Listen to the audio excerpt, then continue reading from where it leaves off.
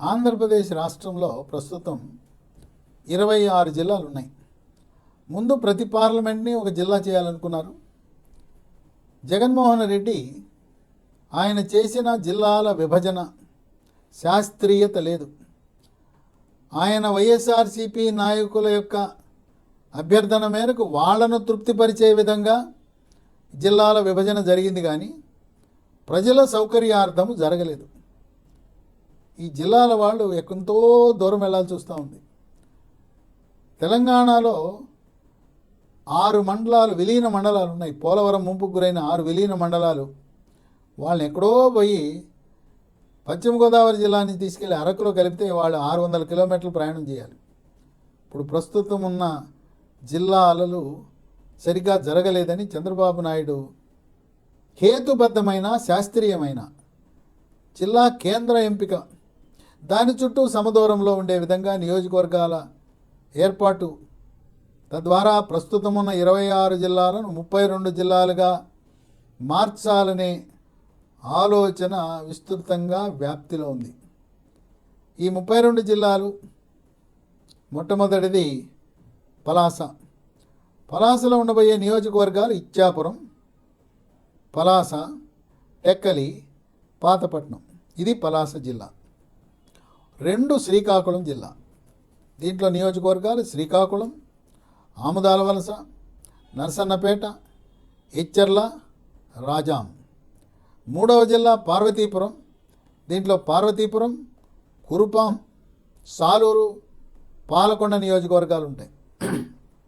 4 విజయనగరం. దీంట్లో విజయనగరం, చీపురుపల్లి, గజపతి నగరం, నెల్లిమెర్ల, శృంగవరపుకోట, బొబ్బిలి ఉంటాయి.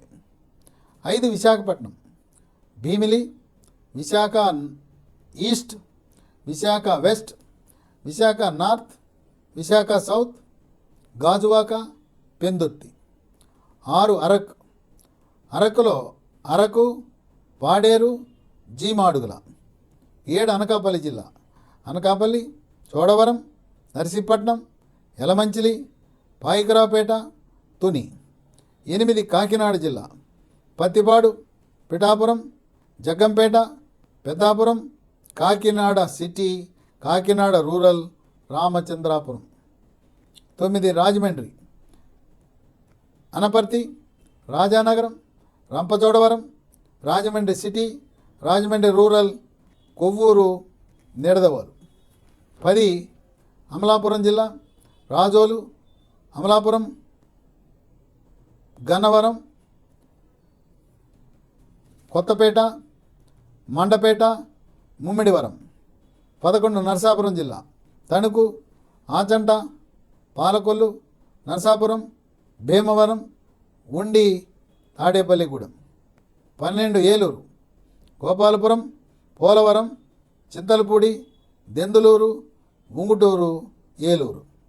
13 మచిలీపట్నం, కైకలూరు, గుడివాడ, పెడన, మచిలీపట్నం, అవినిగడ్డ, పామర్రు.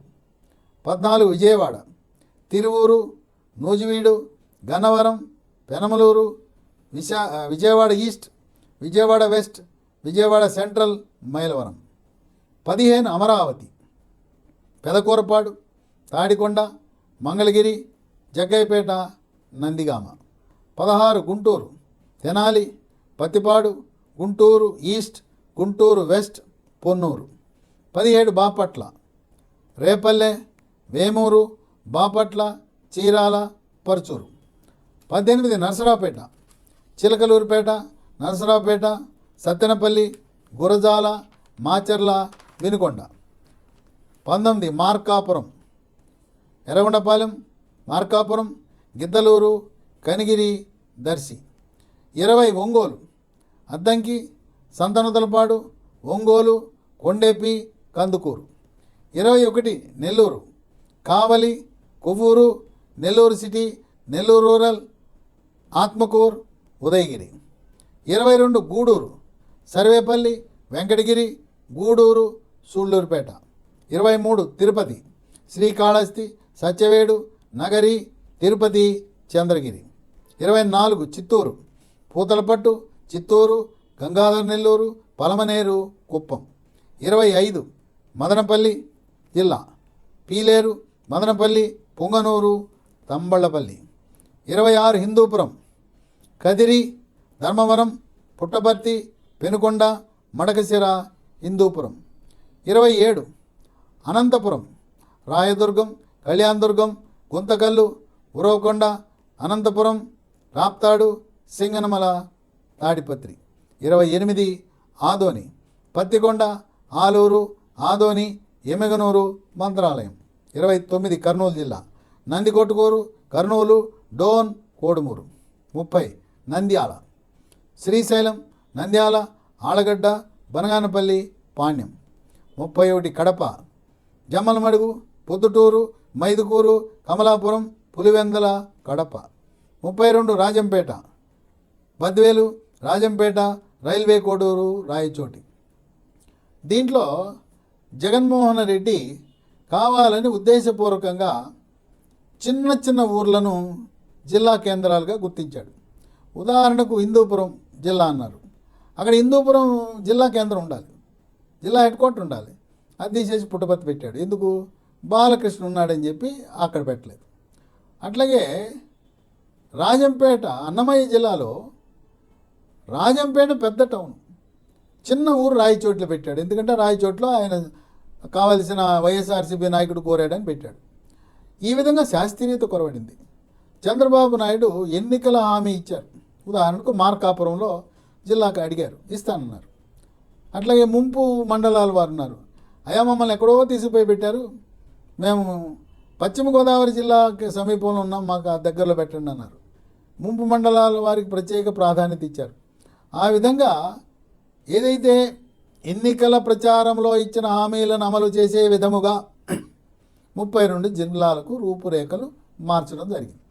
ఓ రకంగా 32 జిల్లాలు ఏర్పడటం కూడా మంచిదే. ఎందుకంటే అక్కడ కేసీఆర్ ఉమ్మడి 10 జిల్లాలను 33 జిల్లాలు చేశాడు. 33 జిల్లాలు చేయటం ద్వారా అక్కడ ఆ 33 జిల్లాల్లో జిల్లా కేంద్రాలు బాగా అభివృద్ధి చెందినవి, పట్టణీకరణ జరిగింది. అక్కడ చాలా భూముల విలువలు పెరిగినాయి, రియల్ ఎస్టేట్ బంగారులాగా రాణించింది.